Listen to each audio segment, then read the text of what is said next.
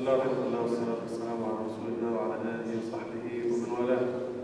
So as I said, inshallah, tonight is the last da'wah session because I'll be leaving after a week. And mashallah, everybody's happy I'm leaving. Half of the community is dancing in the street. But I'm going to Egypt, inshallah. No snow. So this is good news for me. So today, inshallah, we'll be talking about how to give a khutbah or a public speech. Okay? So someone might ask, why am I coming to this lecture? Okay, why do I need to learn about public speaking? Okay?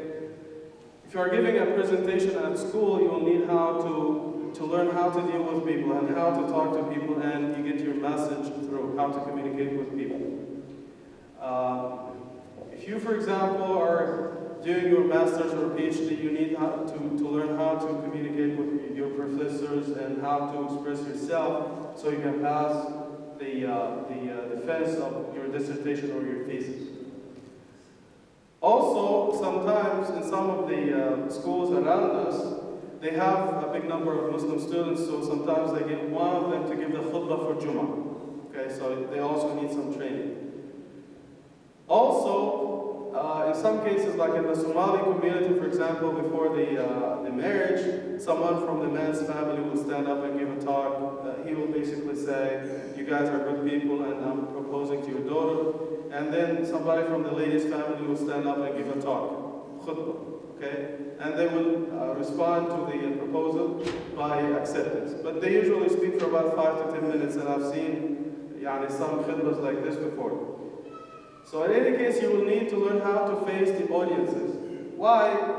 The thing is, most of the time, because when we talk to people one-on-one, we have no problem, but when you stand up in front of an audience to give a talk, and now you see, if you have 1,000 people in front of you, now you have 2,000 eyes are looking at you, and 2,000 ears are listening to you. So you get this feeling that, I might make a mistake. So by thinking about making mistakes, before you speak, you will do a lot of mistakes. Okay.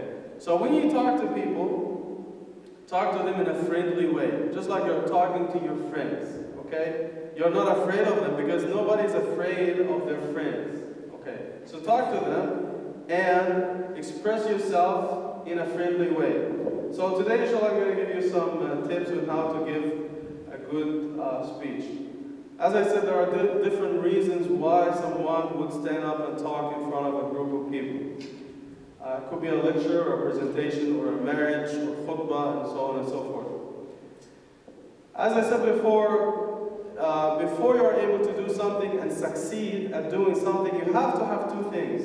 You have to have the ability to do it, and you have to have the desire to do it. Without the ability or without the desire, you will never be able to succeed at anything. So I give the example of, for example, when I was younger, I had always hoped to play basketball. Now just look at me, okay, here. You see, I hoped I had the desire to play basketball, but if you have astigmatism, I'm a short guy. Okay, I couldn't do it, right? So I have the desire, but I don't have the ability. I don't have the physical ability, so I couldn't succeed. But I made a career of soccer. Okay, I'm a good soccer player. Okay, this is what my enemies say. And those who played with Al-Rashid soccer club, they know rule number 1, if you play with the sheikh, you win, and Mustafa knows. If you play with the sheikh, you win. So this is rule number 1. Rule number 2, if you play against the sheikh, you lose. So both of them are basically the same thing. So I have the desire, but I don't have the ability. Number 2, if you have the ability but no desire, you will never succeed. Back home, a lot of students, they graduate from high school with high marks, A's in math and science. So of course their families always push them to go to the medicine school or engineering school. And they don't like to go there because they want to study literature, they want to study poetry, they want to study cooking, something completely different. If their family pushes them to join medicine or engineering, although they have the scientific ability, math and science and all that stuff, but they don't have the desire to join that department, they always fail. And I've seen a lot of examples. Some of my friends in Egypt, they were the top students in the whole country. I'm not talking about the class, I'm talking about the whole country.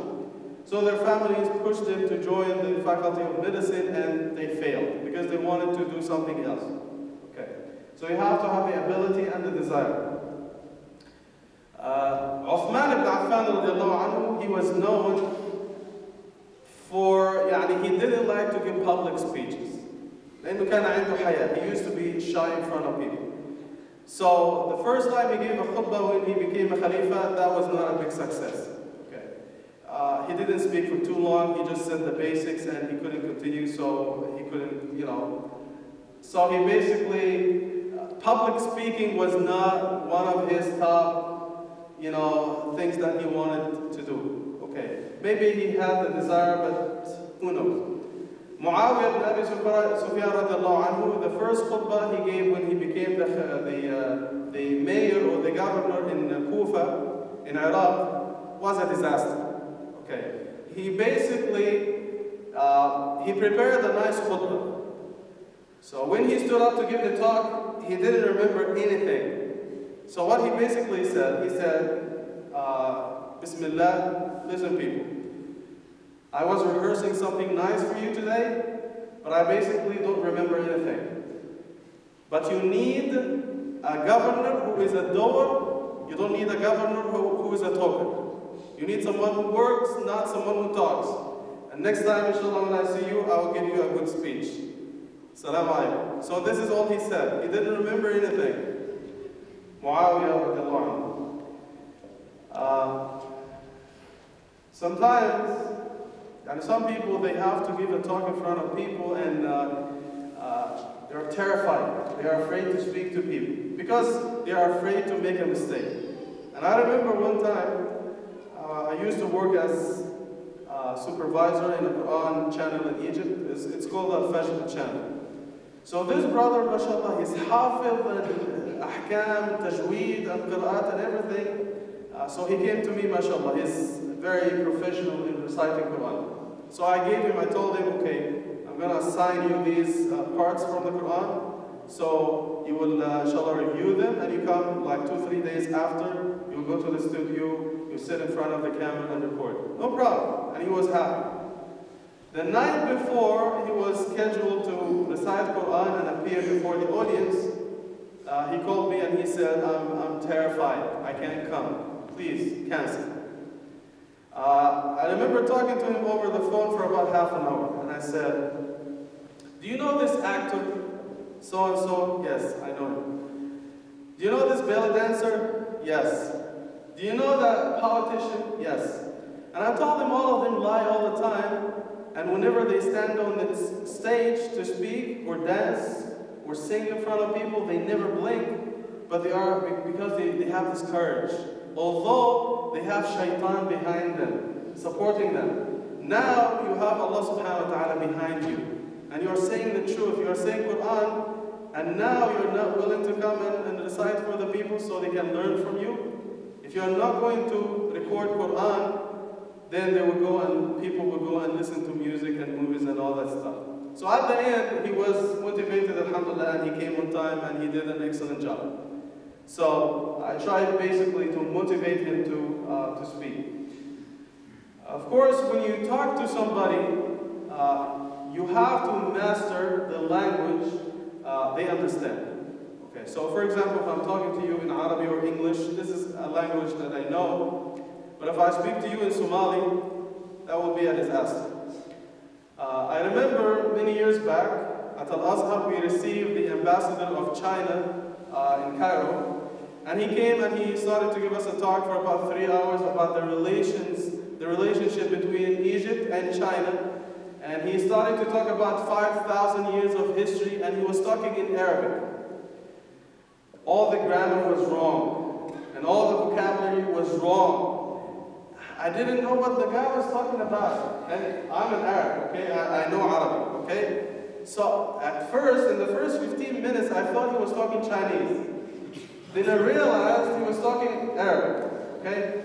And I said, what is this guy saying? Okay, this is not a problem. The problem is sometimes he said some jokes in his talk, and he was the only one laughing because nobody understood what he was talking about. Okay? So that was a disaster. So you have to master the language, so you can communicate the message to the people. Also, presentability. You have to look good when you talk to people. Okay? The looks are important. You can't just go to people and you smell like onions and garlic and you smell like terrible, and you expect people. Okay. The projector is about to explode. This is what it says. Okay, so they have this story back in Ethiopia. Yes, they have this story in Ethiopia, in Habasha. Okay, there was this scholar, alim. He was coming from work. He was taking care of something, and he remembered he had a dinner invitation at the palace of a rich man. So he was coming from the farm. He was a scholar, but he was a farmer. Okay, so he decided to go to the palace for the dinner invitation. He was entering the palace, and they saw the guards. They saw him at the door. So they said, "Where do you think you're going with this kind of clothes?" He said, "But I'm the Hujjah. I'm this scholar. You don't know me?" They said, "No. We don't know you. We don't know you. Maga'a, what's your name?" He said, "My name is this." "No, we don't know." And they kicked him out. They threw him in the street. Okay, the Tom and Jerry style, like this. They kicked him. Okay. So he went home, he put his nicest clothes, and abaya and everything, and the sword and the turban and everything, and he came back.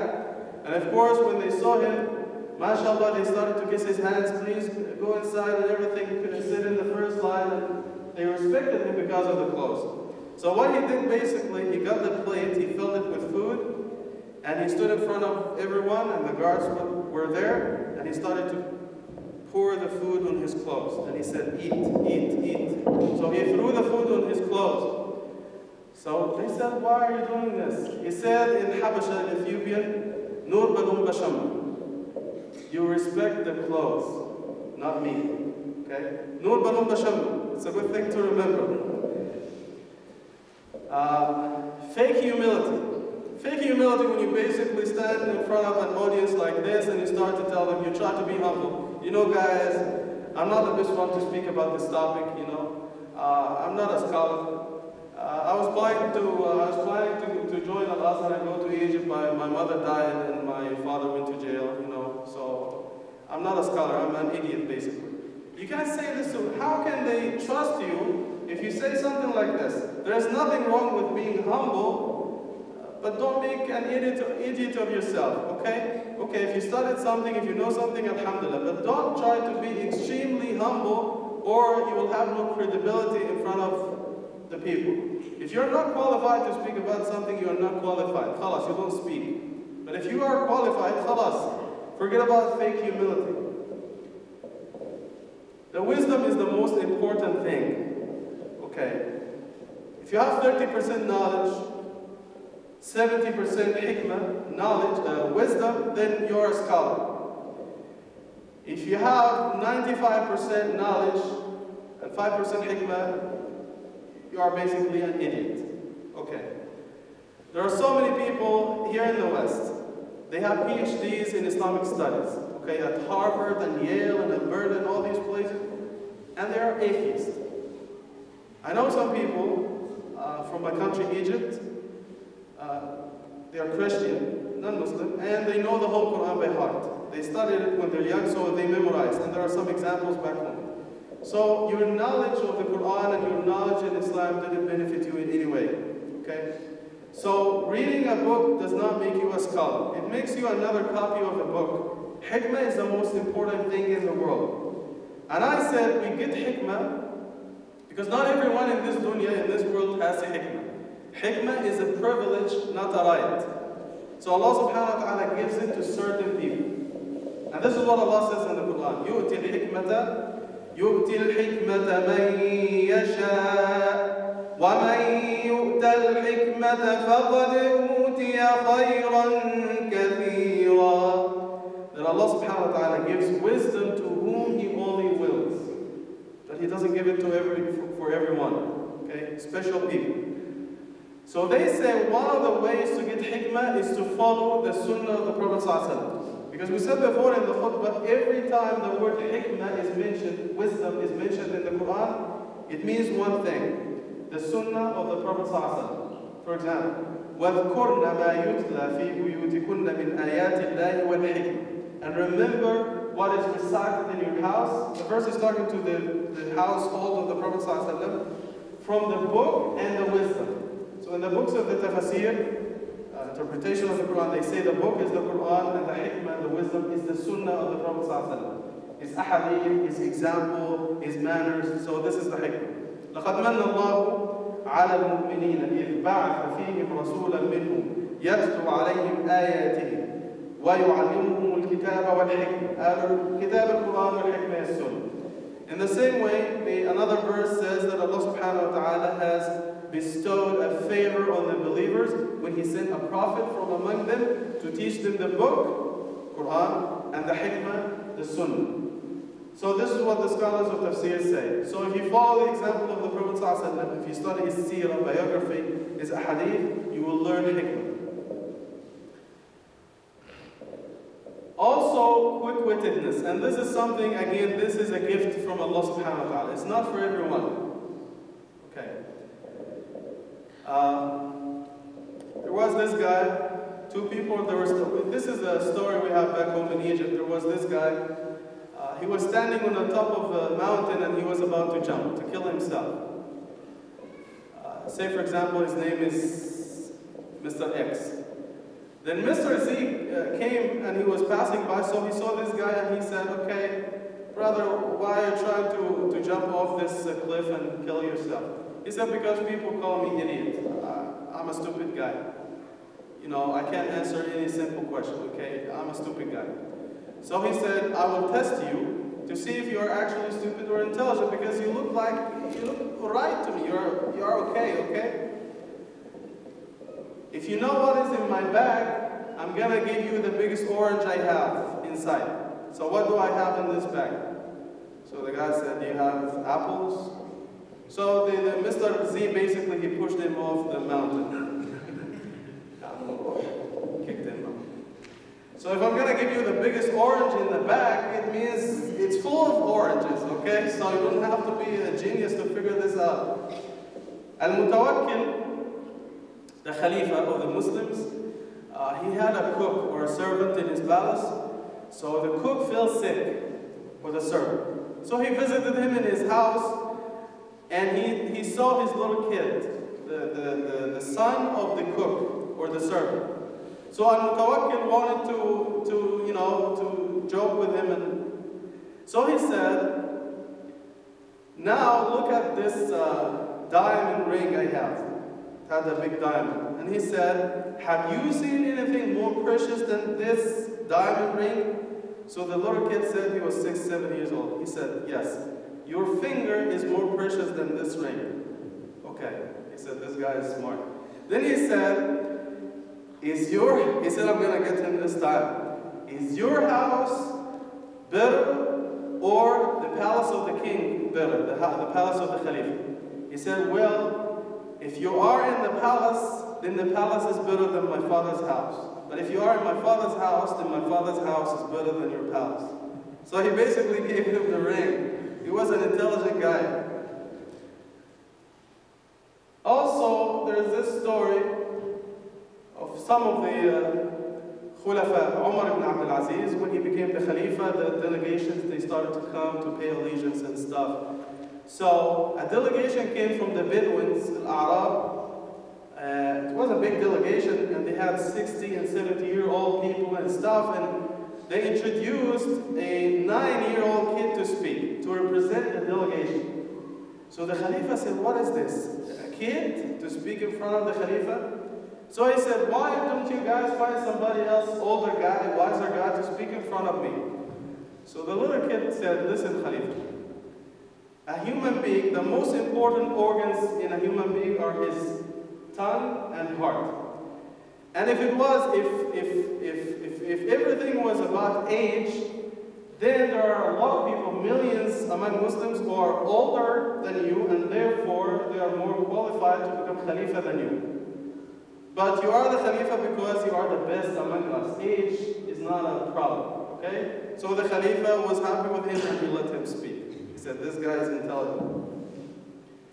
Also, when you give a talk in front of people, you have to practice what you preach. Otherwise, people will not listen to you. So if you give a khutbah about smoking is a terrible thing, and you tell them, listen guys, if you smoke, you are an idiot, okay? And the sucker smokes, okay? He's a heavy smoker. Nobody will listen to him. If you tell people pray on time and you don't pray at all, okay, nobody will listen to you. They say that Imam Abu Hanifa, at his time, he was a scholar, Imam Abu Hanifa, the people came to him and they said, we want you to give a wonderful khutbah to encourage people to free their slaves. He said, okay, inshallah. So the first khutbah that came, he spoke about Eid al-Adha. He didn't talk about slavery, okay? What does Eid al-Adha have to do with slavery anyway? No. The next khutbah, he started to talk about Hajj. What is this, man? This has nothing to do with slavery. The next time, he started to talk about Hijrah. What is this, man? Where is the slavery topic? On the fourth one, he started to speak about slavery. And they said, okay, mashallah, wonderful khutbah, okay? Fi'an, you did an excellent job, but too late now, okay? We have been expecting you for a whole month to speak about slavery. He said, I wanted to motivate people to speak about freeing their slaves, and I didn't have a slave myself. So what I did basically, I waited so I could collect some money, I bought a slave and I freed him. Fi sabilillah. Now I can talk to people about freeing slaves. But if I give them a khutbah and I never freed a slave before, they will say, okay, what do you know about slaves? You don't have slaves. Also, knowledge is a very important thing. I said knowledge with hikmah. Al-ilm wal-hikmah. Okay. Al-ilm wal-hikmah. You have to have knowledge of the topic you are talking about, and you have to have hikmah. And we'll talk about hikmah in a minute. And I remember I gave this example a long time ago. In a Muslim country in Southeast Asia, they didn't have an imam basically, but there was this guy, he memorized some surahs from the Quran, Qul Wallahu Ahad, Al-Fatiha and stuff. And again, I'll never mention the name of the country because we have people from that country and they will basically kidnap me and shoot me, okay, if I say the name of the country. So I'm not going to say it. Okay, so they got this guy off the street because he knew some surahs from the Quran and he became the imam in the masjid. Because he is the best one in the village. It's a remote village and most people are not educated. So basically, he started to lead salah and after some time he started to give talks, khutbahs in front of everyone. Then it was Eid al-Adha time, so he was giving them a talk and he basically was using a book of fiqh to read and explain to them. So he was reading from a book. A book by itself is not enough. Allah subhanahu wa ta'ala never sent a book without a prophet, right? A book never came by itself. It has to come with a prophet to explain it. So he read that line in the book. He was talking about Udhiyah, Qurbani. So he says in Arabic, and this is true, وَيُسْتَحَبُّ الْوُضُوءُ لِلْأُضْحِيَّةِ. It is recommended to have wudu for the Udhiyah, for the Qurbani. So what he understood basically is you have to make wudu for the animal before you kill it. So he told them you have to wash the feet and the mouth and the nose and the feet of the animal. No, sorry, you have to take it to the washroom first, then, guys, smiling, man. And make wudu, wash the mouth, the nose, the feet and the hands and everything of the animal before you kill it. Of course, what is understood from this ruling in fiqh that the person himself who offers the animal, it is recommended to have wudu, but if you don't have it, it's not a big deal, okay? So he told him you have to wash the animal before you kill it. So this poor guy, he came from the back of the masjid and he was terrified. And he said, Shaykh, may Allah forgive me, I'm ignorant. Last year I offered an animal, but I didn't know this golden rule, and I didn't make wudu for the animal. Is it accepted? He said, no. This is najasa. This is impure. can you pray without wudu? He said, no. He said, can you offer an animal without can you offer udhiyah without wudu? No, same thing. Of course, this is not true. Of course, when you talk to people, you have to choose the right time. Okay? So, for example, when it is Ramadan time, why would I talk about the polar bear in my khutbah? It has nothing to do with the thing. If you are in Eid al-Adha, why should I talk about Ramadan? Two different things. You have to talk about the topic relevant to the time and relevant to the people. So for example, if I talk about a group of doctors, I'm supposed to go to doctors at a hospital to speak to them about the rights of a Muslim patient, how to deal with a Muslim patient. And we get this all the time. So why would I go to them and talk about anything else? Why would I go to them and talk about tourism in Egypt? It's none of their business, okay? This is not the right time and this is not the right topic. You have to talk about something relevant to the people and relevant to the audience. And of course, you have to be considerate of the audience condition. And for example, if you are talking to a highly educated audience, you have to talk to them in a certain level. If you talk to an uneducated audience, you have to talk to them in a different level. If you speak to children, if you speak to women, if you speak to men, you have to tailor your speech to fit the people. Also, one of the mistakes, as I said before, when you talk to people, talk to them in a way they can understand. So for example, if I'm giving a talk to revert Muslims, new Muslims, they just accepted Islam last night. So I go to them, my dear ikhwa and akhawati, inshallah tonight, سأتكلم for you about al-akhlaq ala as-sirat al-mustaqim. What did they get from this? Nothing. Nothing. Because I'm talking in Arabic. All the terminology, they are still new Muslims, they don't know what I'm talking about. So you have to make it simple to them. SubhanAllah, public speaking is a gift from Allah subhanahu wa ta'ala. The other day I was watching Malcolm X, and this guy, he was not highly educated. He dropped out of school when he was in the 3rd grade or something. And he couldn't read, he couldn't write, and he educated himself in jail, and when he accepted Islam, you know, he changed completely.